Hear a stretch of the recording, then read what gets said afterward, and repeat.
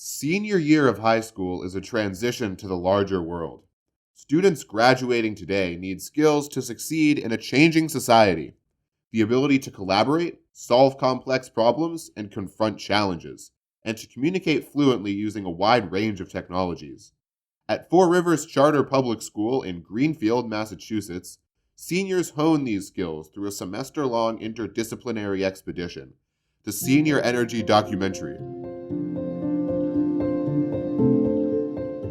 The Senior Documentary asks students to analyze a national energy issue through the lens of a local case study.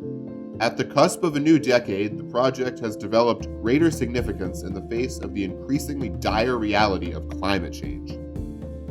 Our expedition began in early September with a kickoff event. We started by analyzing mystery documents related to energy.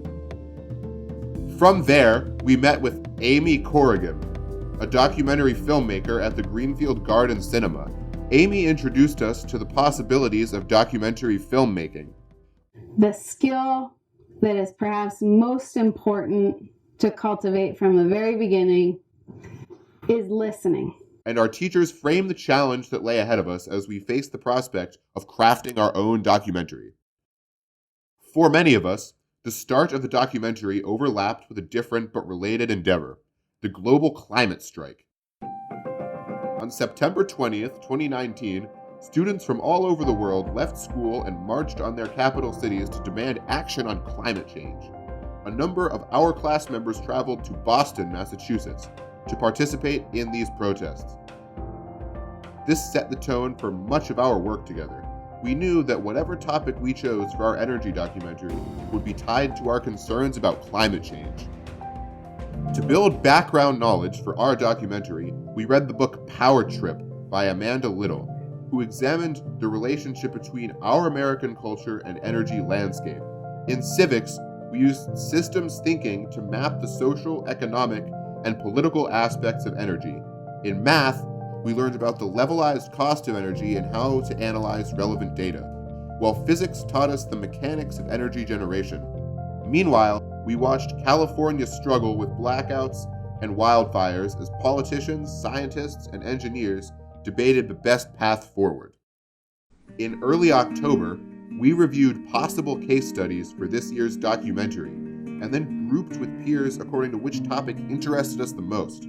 Each group developed a pitch for their topic, and then on October 10th, we held a board meeting to hear the pitches and vote on what would be this year's documentary. We voted for electrification. Electrification is interesting to me, and I think probably to a lot of other people, just because of how important it is and how dynamic it is. It just paints a very, very, very broad picture, and so therefore it has been really, really difficult to make this film because it's so complex. To build background knowledge on this specific topic, we held a debate tournament that asked us to examine the complicating factors of electrification. With a better understanding of the topic, we began preparing for fieldwork.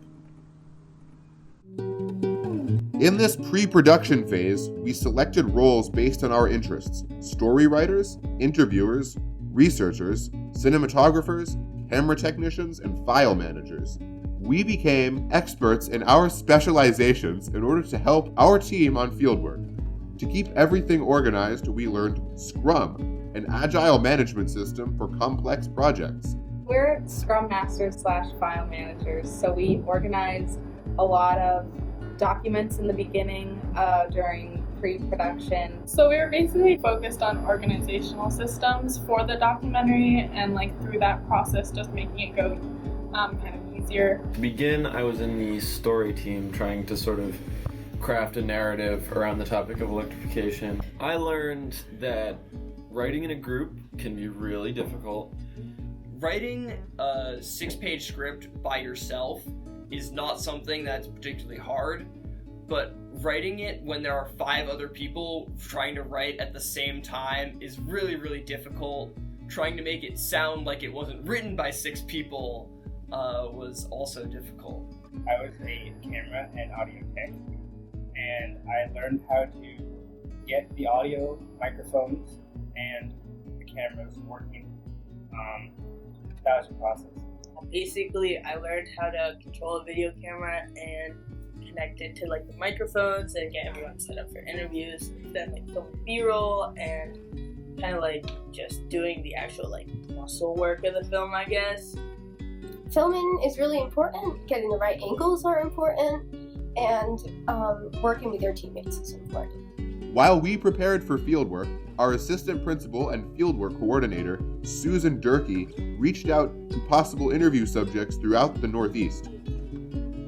In order to conduct 16 interviews across 3 states in 3 days, we divided into teams.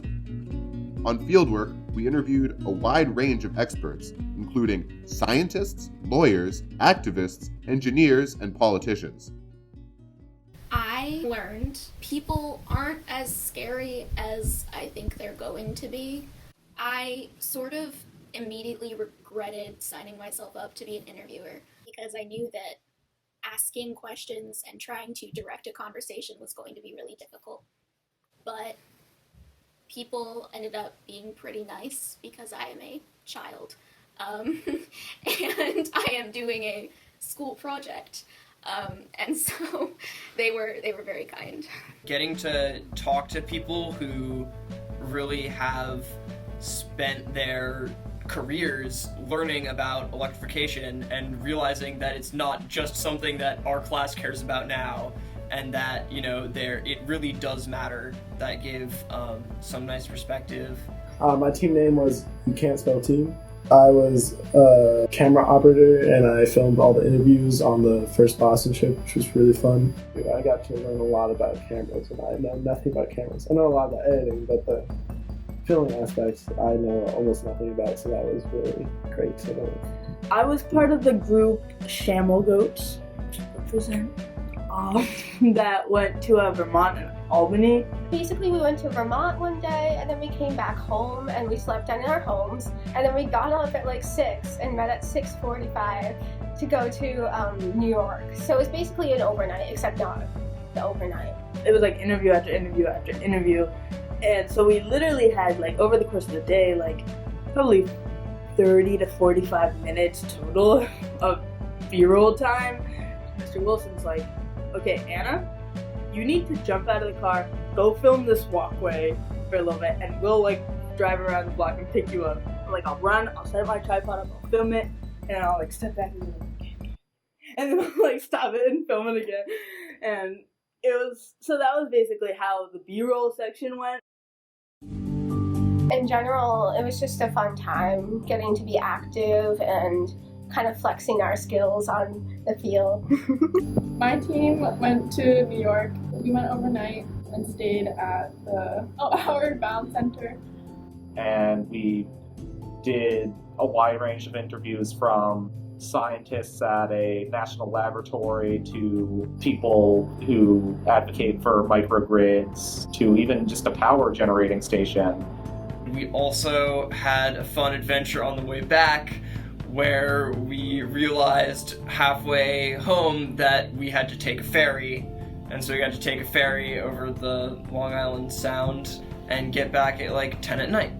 Going on fieldwork is always fun. Just being kind of out of the classroom setting with your friends and peers is nice.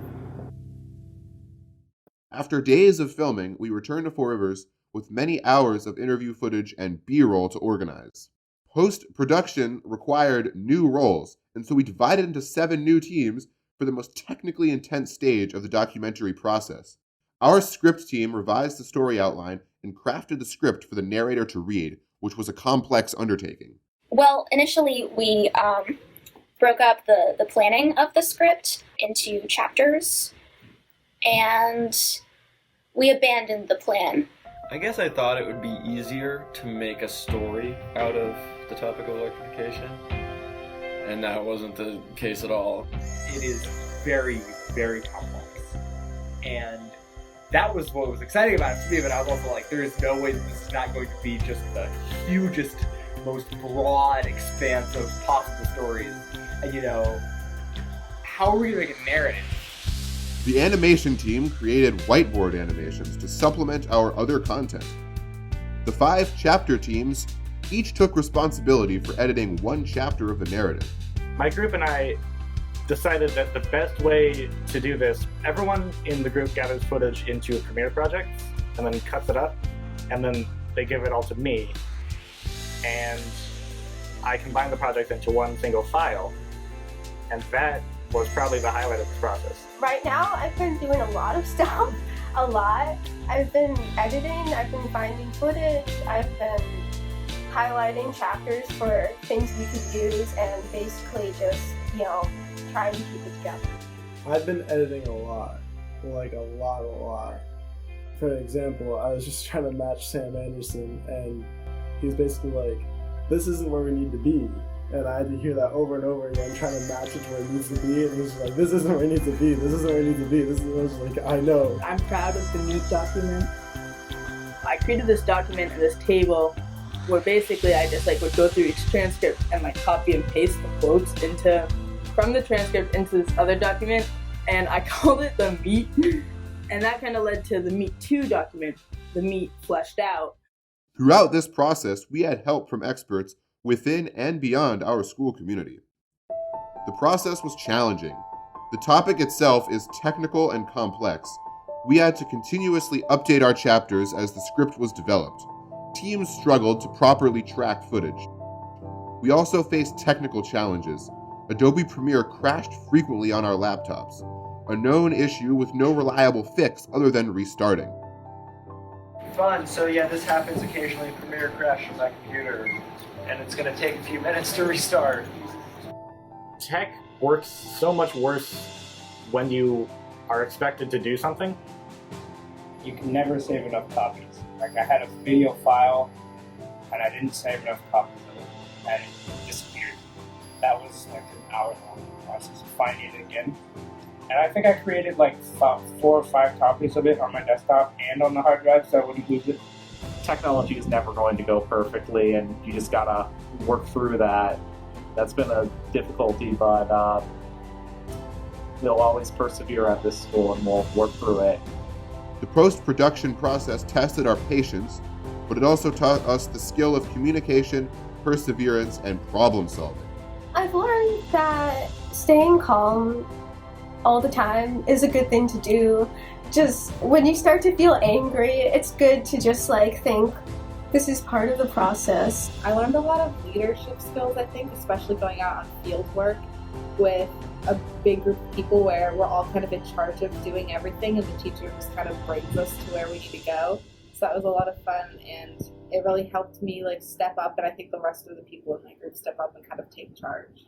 Finally, when the script was complete, we held auditions to choose the narrator who would give voice to our finished film. Their goals include increasing the amount of renewable energy that they distribute, making Vermont's grid more resilient and reliable. With less than 2 weeks until the premiere, we handed over the rough cut chapters to a team of final editors. The final editors set up in the library and worked straight through each day to complete and polish our film.